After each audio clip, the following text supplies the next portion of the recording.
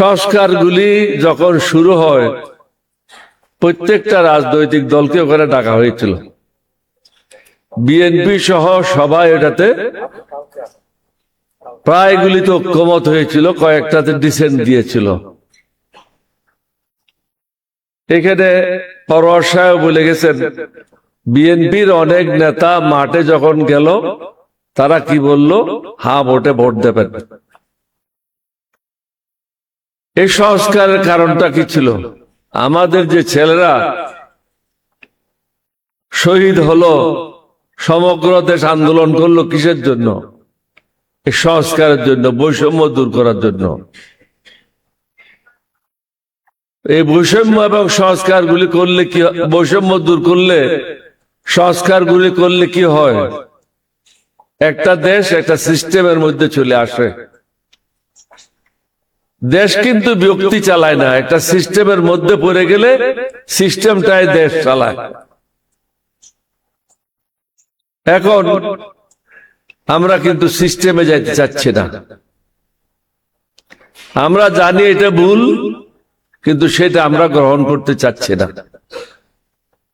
আমরা জানি একজন জাজ হাইকোর্টের, তাকে যদি অ্যাপয়েন্টমেন্ট দেওয়া হয়, সেখানে যদি সব দলের নেতৃবৃন্দরা থাকে,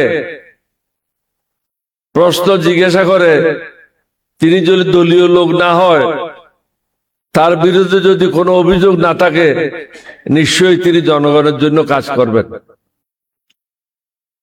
আর যদি সরকার তাকে এককভাবে সেখানে নিয়োগ দেয়, তখন সে সরকারের পক্ষ হয়ে কাজ করবে।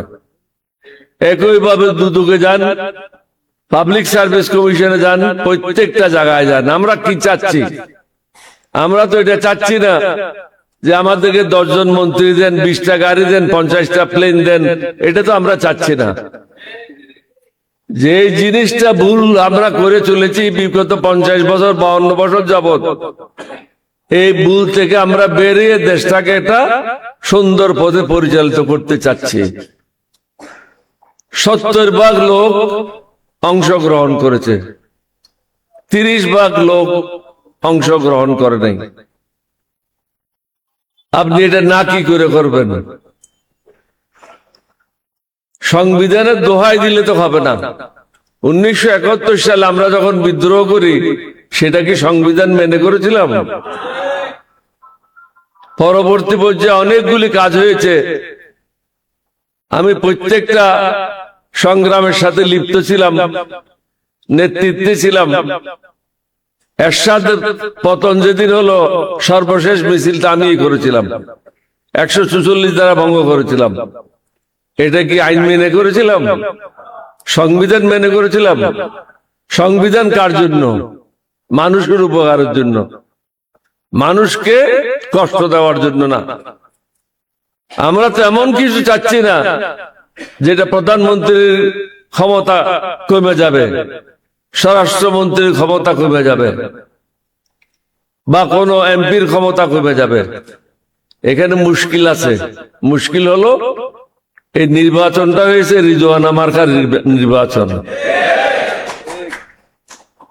এবং এখানে শিক্ষিত লোকের সংখ্যা খুব কম। সংবিধান এরা অনেকে বুঝে না।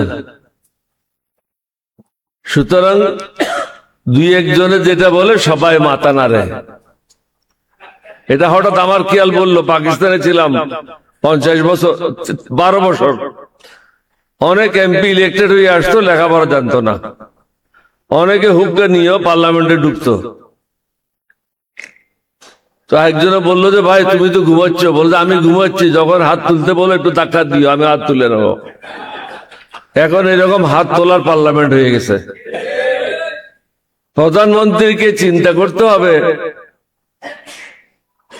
যে যতই কিছু করুক না কেন, শেষ পর্যন্ত দায়ভারটা আপনার উপরে আসবে। এটার জন্য আপনি প্রস্তুত আছেন কিনা? আপনার মাও বলেছে সংবিধান ছুঁড়ে ফেলাই দাও, না বলে নাই?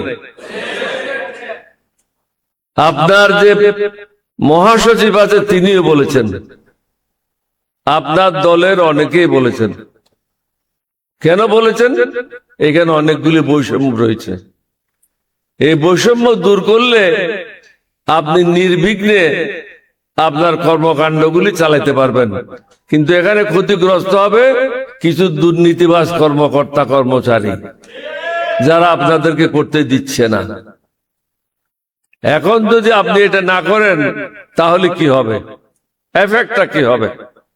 গতকাল আপনারা দেখেছেন পাকিস্তানের আসিফ মুনির আর শাহবাজ শরীফ মনে করলো আলেকজান্ডারের মতো বিশ্ব জয় করে নেবে, আমেরিকাকে ডেকে নিল, ইরানের লোক তো আসলো।